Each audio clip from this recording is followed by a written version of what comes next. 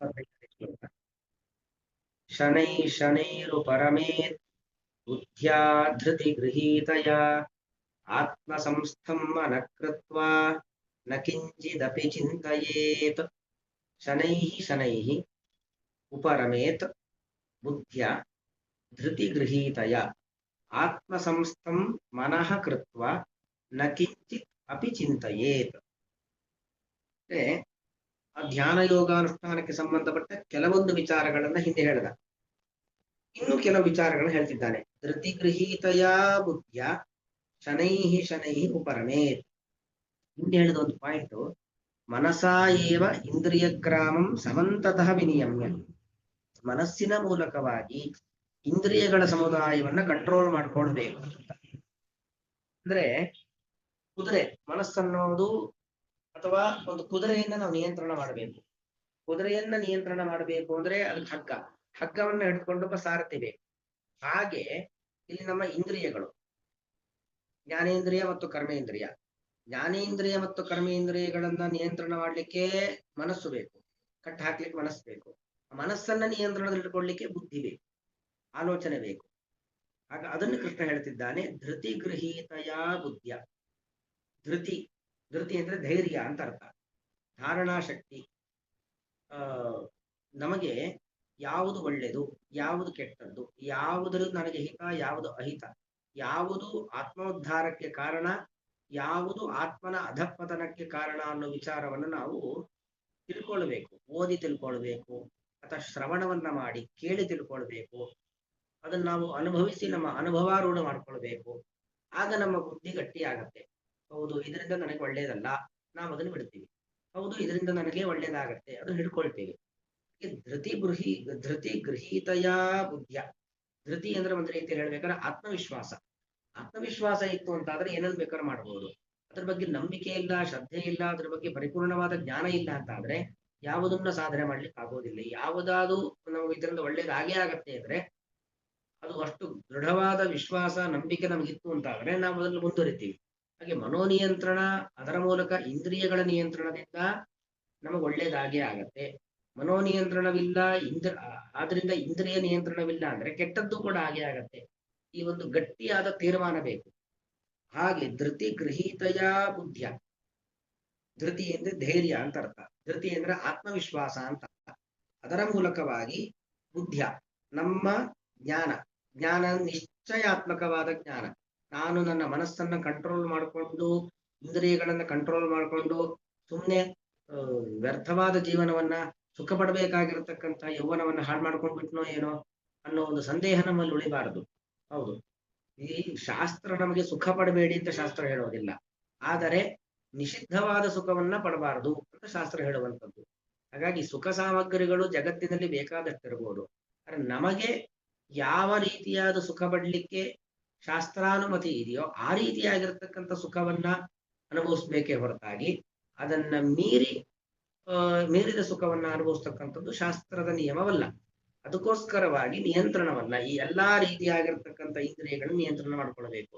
ಆ ಇಂದ್ರಿಯಗಳ ನಿಯಂತ್ರಣ ಆಗಬೇಕಾದ್ರೆ ಮನಸ್ಸು ನಿಯಂತ್ರಣದಲ್ಲಿರಬೇಕು. ಮನಸ್ಸು ನಿಯಂತ್ರಣದಲ್ಲಿರಬೇಕು ಅಂತಾದ್ರೆ ಮನಸ್ಸಿಗೆ ದಾರಿ ತೋರಿಸುವಂಥದ್ದು ಯಾವುದು? ಬುದ್ಧಿ. ನಮ್ಮ ಬುದ್ಧಿ ಅಂದ್ರೆ ಯಾವುದು? ಅಂತಃಕರಣದ ಒಂದು ಭಾಗ. ಬುದ್ಧಿ ಅನ್ನೋದು ತೀರ್ಮಾನವನ್ನ ತೆಗೆದುಕೊಳ್ಳುವಂತಹ ವಿವೇಕ ಅಂತ ಕರೀತೇವೆ. ಅಂದ್ರೆ ಇದು ಬೇಕು ಅಂತ ಅದನ್ನ ಹಿಡ್ಕೊಳ್ಳೋದು, ಇದು ಬೇಡ ಅಂದ್ರೆ ಬೇಡ, ಯಾವುದು ಬೇಡವೋ ಅದನ್ನ ದೂರ ಇಡುವಂಥದ್ದು. ಇದನ್ನ ನಮಗೆ ತೀರ್ಮಾನ ತೆಗೆದುಕೊಡ್ತಕ್ಕಂಥದ್ದು ಯಾವುದು? ಬುದ್ಧಿ. ಅದಕ್ಕೆ ಬುದ್ಧಿಯ ಮೂಲಕವಾಗಿ ನಾವು ಮನಸ್ಸನ್ನ ನಿಯಂತ್ರಣ ಮಾಡ್ಕೊಳ್ಬೇಕು.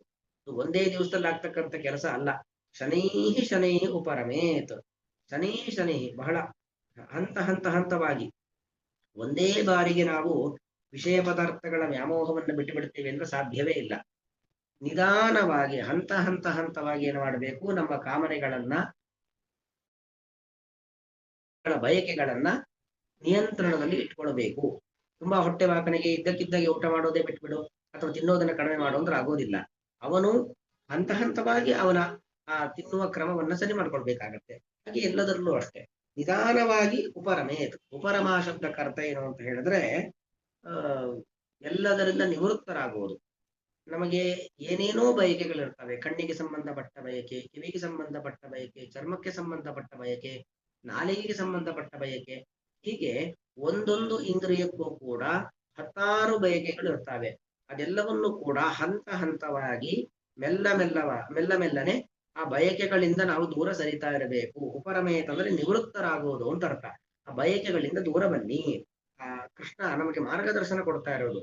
ಹೇಗೆ ಪ್ರಾಕೃತ ಪ್ರಪಂಚದಲ್ಲಿದ್ದರೂ ಕೂಡ ಪ್ರಾಕೃತ ವಿಷಯಗಳ ಕಡೆಗೆ ಅತ್ಯಂತ ಆಕರ್ಷಿತರಾಗಬಾರದು ಅನ್ನೋದಕ್ಕೆ ಪರಮಾತ್ಮ ನಮಗೆ ಮಾರ್ಗದರ್ಶನವನ್ನ ಮಾಡ್ತಾ ಇದ್ದಾನೆ. ಶನೈ ಶನೈ ಉಪರಮೇತ್. ಉಪರಮೇತ್ ಅಂತ ಹೇಳಿದ್ರೆ ಒಂದು ಅರ್ಥ ಅದರಿಂದ ನಾವು ವಿರಕ್ತರಾಗುವಂಥದ್ದು, ದೂರ ಬರುವಂಥದ್ದು, ವಿಷಯ ಪದಾರ್ಥಗಳ ಸಂಪರ್ಕದಿಂದ ದೂರ ಬರುವಂಥದ್ದು. ಇನ್ನೊಂದರ್ಥ ಉಪರಮೇತ್. ಉಪ ಅಂದ್ರೆ ಮೇಲೆ ಅಂತ ಅರ್ಥ, ಉತ್ಕೃಷ್ಟ ಅಂತ ಅರ್ಥ. ಉತ್ಕೃಷ್ಟನಾದವನು ಯಾರು? ದೇವರು ಮಾತ್ರ. ಸರ್ವೋತ್ತಮನಾದವನು ಯಾರು? ಭಗವಂತ ಮಾತ್ರ. ಅವನಲ್ಲಿ ರಮೇತ್. ರಮೇತ್ ಅಂದ್ರೆ ಕ್ರೀಡಿಸಬೇಕು. ಆದ್ರೆ ನಾನು ನನ್ನ ಕಣ್ಣಿಂದ ಯಾವುದೋ ಬಣ್ಣ ನೋಡಬಹುದು, ಕಿವಿಯಿಂದ ಯಾವುದೋ ಶಬ್ದ ಕೇಳಿಸಬಹುದು, ಚರ್ಮದಿಂದ ಕೇಳಿಸಿಕೊಳ್ಳಬಹುದು, ಚರ್ಮದಿಂದ ಯಾವುದೋ ಸ್ಪರ್ಶವನ್ನು ಅನುಭವಿಸಬಹುದು, ನಾಲಿಗೆಯಿಂದ ಯಾವುದೋ ರುಚಿಯನ್ನ ನೋಡಬಹುದು, ಮೂಗಿನಿಂದ ಯಾವುದೋ ಪರಿಮಳವನ್ನ ಆಘ್ರಾಣಿಸಬಹುದು. ಇದರಿಂದ ಯಾವ ಸುಖ ಸಿಗುತ್ತೋ ಇದೆಲ್ಲದಕ್ಕಿಂತಲೂ ಕೂಡ ಮಿಗಿಲಾದ ಸುಖ ಭಗವಂತನ ದರ್ಶನದಿಂದ ನನಗೆ ಸಿಗತ್ತೆ ಅನ್ನೋ ಜ್ಞಾನವನ್ನ ಪಡೆದು, ಅದೇ ಬುದ್ಧಿ. ಆ ಒಂದು ಜ್ಞಾನವನ್ನ ಪಡೆದು ಉತ್ಕೃಷ್ಟನಾಗಿರುವಂತಹ ಸರ್ವೋತ್ತಮನಾಗಿರತಕ್ಕಂಥ ಭಗವಂತ ಇದ್ದಾನಲ್ಲ, ಅವನಲ್ಲಿ ನಮ್ಮ ಮನಸ್ಸನ್ನ ಕೇಂದ್ರೀಕರಿಸುವ ಮೂಲಕವಾಗಿ ರಮೇತ್. ರಮೇತ್ ಅಂದ್ರೆ ರಮು ಕ್ರೀಡಾಯ, ಕ್ರೀಡಿಸಬೇಕು, ಸಂತೋಷವನ್ನ ಪಡಿಬೇಕು. ತಾತ್ಕಾಲಿಕವಾದ ಸಂತೋಷದ ಬೆನ್ನಹತ್ತಬಾರದು. ಶಾಶ್ವತ ಸಂತೋಷವನ್ನ ಕೊಡತಕ್ಕಂಥ ಭಗವಂತ, ಅವನ ಬಗ್ಗೆ ವಿಚಾರ ವಿಮರ್ಶೆಗಳನ್ನ ಮಾಡುವ ಮೂಲಕವಾಗಿ, ಅವನನ್ನ ಧ್ಯಾನ ಮಾಡುವ ಮೂಲಕವಾಗಿ ರಮೇತ್, ಕ್ರೀಡಿಸಬೇಕು, ಸಂತೋಷವನ್ನ ಪಡಬೇಕು ಅಂತ ಅರ್ಥ. ಮನಃ ಆತ್ಮಸಂಸ್ಥಂ ಕೃತ್ವ ಕಿಂಚಿದಪಿ ನ ಚಿಂತೆಯೇತು. ಈ ಮನಸ್ಸು ಒಂದು ಕಡೆ ಕೇಂದ್ರೀಕೃತವಾಗಬೇಕು. ಎಲ್ಲಿ? ಆತ್ಮಸಂಸ್ಥಂ ಕೃತ್ವ, ಮನಸ್ಸನ್ನ ಪರಮಾತ್ಮನಲ್ಲಿ ಕೇಂದ್ರೀಕರಿಸಿ. ಮನಸ್ಸು ಕಣ್ಣಿನ ಮೂಲಕವಾಗಿ ಬಣ್ಣದ ಕಡೆಗೆ ಹೋಗಬಾರದು, ಮನಸ್ಸು ಚರ್ಮದ ಮೂಲಕವಾಗಿ ಸ್ಪರ್ಶದ ಕಡೆಗೆ ಹೋಗಬಾರದು, ಮನಸ್ಸು ಜನನೇಂದ್ರಿಯದ ಮೂಲಕವಾಗಿ ಬೇರೆ ವಿಷಯದ ಕಡೆಗೆ ಹೋಗಬಾರದು. ಹೀಗೆ ಮನಸ್ಸು ನಮ್ಮ ಇಂದ್ರಿಯಗಳ ಮೂಲಕವಾಗಿ ಹೊರಗೆ ಹೋಗ್ತಾ ಇರುತ್ತೆ. ಆ ಹೊರಗೆ ಹೋಗ್ತಾ ಇರತಕ್ಕಂಥ ಮನಸ್ಸನ್ನು ನಾವೇನು ಮಾಡಬೇಕು? ಆ ನಮ್ಮ ಒಳಗೆ ಇರುವಂತ ಭಗವಂತನ ಕಡೆಗೆ ಕೇಂದ್ರೀಕರಿಸಬೇಕು. ಮನಃ ಆತ್ಮ ಸಂಸ್ಥಂ ಕೃತ್ವ, ಮನಸ್ಸನ್ನು ನಾವೇನ್ ಮಾಡಬೇಕು? ಆತ್ಮ ಅಂದ್ರೆ ಪರಮಾತ್ಮ ಅಂತ ಅರ್ಥ. ಪರಮಾತ್ಮನಲ್ಲಿ ಕೇಂದ್ರೀಕರಿಸಬೇಕು. ಮನಸ್ಸು ಪರಮಾತ್ಮನ ವಿಚಾರದಲ್ಲಿ ನೆಲೆಗೊಳ್ಳುವಂತೆ ಆಗಬೇಕು. ಯಾವಾಗ ಮನಸ್ಸು ಅಂತರ್ಮುಖವಾಗಿದೆ, ಅಂತರ್ಮುಖವಾಗುವುದು ಅಂದ್ರೆ ಒಳಗಿನ ಭಗವಂತನ ಕಡೆಗೆ ಕೇಂದ್ರೀಕೃತವಾಗಿದೆ, ಆ ಕಡೆಯೇ ಪೂರ್ತಿ ಮನಸ್ಸು ಹೋಗಿಬಿಟ್ಟಿದೆ, ಆಗ ಮನಸ್ಸು ಹೊರಗೆ ಹೋಗೋದೇ ಇಲ್ಲ. ಕಣ್ಣು ಏನನ್ನು ನೋಡಿದ್ರೂ ಬಯಕೆ ಹುಟ್ಟೋದಿಲ್ಲ, ಕಿವಿ ಏನನ್ನ ಕೇಳಿಸ್ಕೊಂಡ್ರು ಬಯಕೆ ಹುಟ್ಟೋದಿಲ್ಲ, ಚರ್ಮಕ್ಕೆ ಯಾವುದೇ ಸ್ಪರ್ಶ ತಾಗಿದ್ರೂ ಬಯಕೆ ಹುಟ್ಟೋದೇ ಇಲ್ಲ, ವಿಚಲಿತರಾಗೋದೇ ಇಲ್ಲ. ಯಾಕೆ? ಮನಸ್ಸು ಪೂರ್ತಿ ಆತ್ಮ ಸಂಸ್ಥವಾಗಿದೆ, ಪರಮಾತ್ಮದಲ್ಲಿ ಕೇಂದ್ರೀಕೃತವಾಗಿದೆ. ಹೀಗಾದ್ರೆ ಕಿಂಚಿದಪಿ ನ ಚಿಂತೆಯಿದೆ. ಇಷ್ಟಾಯ್ತು ಅಂತ ಆದ್ರೆ ಬೇರೆ ಯಾವುದರ ಬಗ್ಗೆಯೂ ಕೂಡ ಚಿಂತೆ ಮಾಡಲೇಬೇಡಿ. ಮನಸ್ಸು ಪರಮಾತ್ಮನಲ್ಲಿ ಕೇಂದ್ರೀಕೃತವಾಯಿತು ಅಂದ್ರೆ ಬೇರೆ ಯಾವುದರ ಬಗ್ಗೆಯೂ ಚಿಂತಿಸುವಂತ ಒಂದು ದುರ್ಗತಿ ನಮಗೆ ಬರೋದೂ ಇಲ್ಲ, ಅದು ಮಾಡಲೂ ಬೇಕಾಗಿಲ್ಲ. ನ ಕಿಂಚಿದಪಿ, ಬೇರೆ ಯಾವ ಕ್ಷುದ್ರ ಸಂಗತಿಗಳು, ಅಲ್ಪ ವಿಚಾರಗಳ ಬಗ್ಗೆಯೂ ಕೂಡ ದುಃಖ ಪಡಲೇಬೇಡಿ. ದುಃಖ ಪಡಬೇಕಾಗಿರ್ತಕ್ಕಂಥ ಅಗತ್ಯವೂ ಇಲ್ಲ, ದುಃಖ ಪಡೋದು ಬೇಕಾಗಿಲ್ಲ ಎಂಬುದಾಗಿ ಹೇಳ್ತಿದ್ದಾನೆ ಈ ಕೃಷ್ಣ ಪರಮಾತ್ಮ. ಅಂತೂ ನಮ್ಮ ಬುದ್ಧಿ 2 ಶ್ಲೋಕದ ಒಟ್ಟು ಅಭಿಪ್ರಾಯ. ಬುದ್ಧಿ ಅಂದ್ರೇನು? ವಿವೇಕ ಶಕ್ತಿ. ಯಾವುದು ಬೇಕು, ಯಾವುದು ಬೇಡ, ನಾವು ಸರಿಯಾದ ತೀರ್ಮಾನವನ್ನ ತೆಗೆದುಕೊಳ್ಳುವ ಒಂದು ಸಾಮರ್ಥ್ಯವನ್ನ, ಆ ಸಾಮರ್ಥ್ಯ ಇರುವಂತ ಇಂದ್ರಿಯ ಅಂದ್ರೆ ಬುದ್ಧಿಯನ್ನ ಬಲಪಡಿಸಬೇಕು. ಬುದ್ಧಿಯನ್ನ ಬಲಪಡಿಸೋದು ಹೇಗೆ? ಸುಮ್ಮನೆ ನಮಗೆ ಇದು ಒಳ್ಳೇದು ಇದು ಕೆಟ್ಟದ್ದು ಗೊತ್ತಾಗೋದಿಲ್ಲ. ಇದು ಒಳ್ಳೇದು ಯಾಕೆ, ಇದು ಕೆಟ್ಟದ್ದು ಯಾಕೆ ಗೊತ್ತಾಗಬೇಕು ಅಂತಾದ್ರೆ ನಾವು ಶ್ರವಣ ಮಾಡಬೇಕು, ಅಧ್ಯಯನ ಮಾಡಬೇಕು ಅಲ್ವಾ? ಅನೇಕ ಶಾಸ್ತ್ರಗಳನ್ನ ಶ್ರವಣ ಮಾಡುವುದು, ಅನೇಕ ಶಾಸ್ತ್ರಗಳನ್ನ ಅಧ್ಯಯನ ಮಾಡುವುದು, ಬೇರೆ ಬೇರೆ ಗುರುಗಳ ಹಿರಿಯರ ಮಾರ್ಗದರ್ಶನವನ್ನ ಪಡೆಯೋದು, ಇದರ ಮೂಲಕವಾಗಿ ನಮ್ಗೇನಾಗತ್ತೆ? ನಮಗೊಂದು ವಿವೇಕ ಬರುತ್ತೆ, ಬುದ್ಧಿ ಬರುತ್ತೆ. ಒಳ್ಳೇದು ಯಾವುದು, ಕೆಟ್ಟದ್ದು ಯಾವುದು, ಯಾವ್ದು ನನಗೆ ಬೇಕು, ಯಾವ್ದು ನನಗೆ ಬೇಡ ಅನ್ನೋದು ನಮಗ್ ಗೊತ್ತಾಗತ್ತೆ. ಅಷ್ಟೊತ್ತು ಗೊತ್ತಾಗೋದಿಲ್ಲ. ನಾವು ಏನನ್ನೂ ಓದದೆ, ಏನನ್ನೂ ಕೇಳಿಸಿಕೊಳ್ಳದೆ, ಯಾರ ಮಾರ್ಗದರ್ಶನ ಇಲ್ಲದೇನೆ ನಮಗೆ ಯಾವ್ದು ಒಳ್ಳೆಯದು, ನಮ್ಗೆ ಯಾವ್ದು ಕೆಟ್ಟದು ಅಂತ ಗೊತ್ತಾಗೋದಿಲ್ಲ. ಅಷ್ಟು ಮಾಡಿದ್ವಿ ಅಂತ ಆದ್ರೆ ನಮ್ಮ ಬುದ್ಧಿ ಗಟ್ಟಿಯಾಗತ್ತೆ, ನಮಗೆ ಸರಿಯಾದ ಮಾರ್ಗದರ್ಶನ ಮಾಡುತ್ತೆ. ಆ ಬುದ್ಧಿಯ ಮೂಲಕವಾಗಿ ಮನಸ್ಸನ್ನ ನಿಯಂತ್ರಣ ಮಾಡ್ಕೊಳ್ಳಿ. ಮನಸ್ಸು ಅತ್ಯಂತ ಚಂಚಲವಾದದ್ದು, ಬಯಕೆ ಕೇಂದ್ರ ಬಿಂದು ಮನಸ್ಸು. ಹತ್ತಾರು ಬಯಕೆಗಳನ್ನ ನಿರಂತರವಾಗಿ ಹುಟ್ಟಿಸ್ತಾ ಇರತ್ತೆ. ಆ ಮನಸ್ಸಿನಲ್ಲಿ ಹುಟ್ಟುವ ಬಯಕೆ ಹುಟ್ಟದಂತೆ ಮಾಡಿ ಕೆಟ್ಟ ಬಯಕೆ ಯಾವುದು ಹುಟ್ಟಬಾರದು, ಒಳ್ಳೆಯ ಬಯಕೆಗಳು ಮಾತ್ರ ಮನಸ್ಸಿನಲ್ಲಿ ಹುಟ್ಟಬೇಕು. ಆ ತರ ಮಾಡ್ಕೊಳ್ಬೇಕು. ಅಂತಹ ಮನಸ್ಸಿನಿಂದ, ನಿಯಂತ್ರಿತವಾದ ಮನಸ್ಸಿನಿಂದಾಗಿ ನಮ್ಮ ಎಲ್ಲಾ ಜ್ಞಾನೇಂದ್ರಿಯಗಳನ್ನು, ಎಲ್ಲಾ ಕರ್ಮೇಂದ್ರಿಯಗಳನ್ನು ಕೂಡ ನಿಯಂತ್ರಣ ಮಾಡಿಕೊಳ್ಬೇಕು. ನಿಯಂತ್ರಣ ಮಾಡಿಕೊಂಡ ನಂತರದಲ್ಲಿ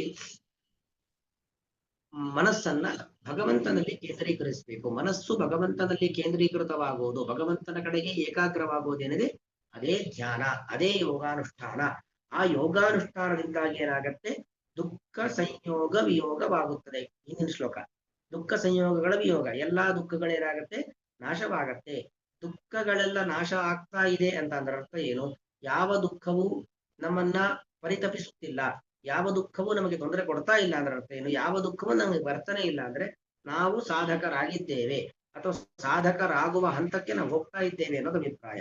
ಧೃತಿ ಗೃಹೀತಯ, ಧೈರ್ಯದಿಂದ, ಆತ್ಮವಿಶ್ವಾಸದಿಂದ ಕೂಡಿದ ಬುದ್ಧಿಯ, ನಿಶ್ಚಯ ಜ್ಞಾನದಿಂದ, ಶನೈಹಿ ಶನೈಹಿ, ನಿಧಾನವಾಗಿ, ಉಪರಮೇತ್, ವಿಷಯ ಪದಾರ್ಥಗಳ ಸಂಬಂಧದಿಂದಾಗಿ, ಶನೈಹಿ ಶನೈಹಿ, ಮೆಲ್ಲ ಮೆಲ್ಲನೆ, ಉಪರಮೇತ್, ಉತ್ಕೃಷ್ಟನಾದ, ಎಲ್ಲರಿಗಿಂತಲೂ ಸರ್ವೋತ್ತಮನಾದ, ರಮೇತ್, ಪರಮಾತ್ಮನಲ್ಲಿ ರಮೇತ್, ಕ್ರೀಡಿಸಬೇಕು, ಭಗವಂತನಲ್ಲಿ ವಿಹರಿಸಬೇಕು. ಮನಃ, ಮನಸ್ಸನ್ನು, ಆತ್ಮ ಸಂಸ್ಥಂ, ಪರಮಾತ್ಮನಲ್ಲೇ ಗಟ್ಟಿಯಾಗಿ ನೆಲೆಗೊಂಡದ್ದನ್ನಾಗಿ ಕೃತ್ವ ಮಾಡಿ, ತದನಂತರದಲ್ಲಿ ಕಿಂಚಿದಪಿ, ಬೇರಾವ ಕ್ಷುದ್ರ ಲೌಕಿಕ ಸಂಗತಿಗಳನ್ನು ಕೂಡ ನ ಚಿಂತೆಯೇತ್, ಚಿಂತಿಸಬೇಡಿರಿ. ಶನೈರು ಪರಮೇತ್, ಬುದ್ಧ್ಯಾ ಧೃತಿ ಗೃಹೀತಯ, ಆತ್ಮ ಸಂಸ್ಥಂ ಮನಃ ಕೃತ್ವಾ ನ ಕಿಂಚಿದಪಿ ಚಿಂತೆಯೇತ್. ಶ್ರೀಕೃಷ್ಣಾರ್ಪಣ.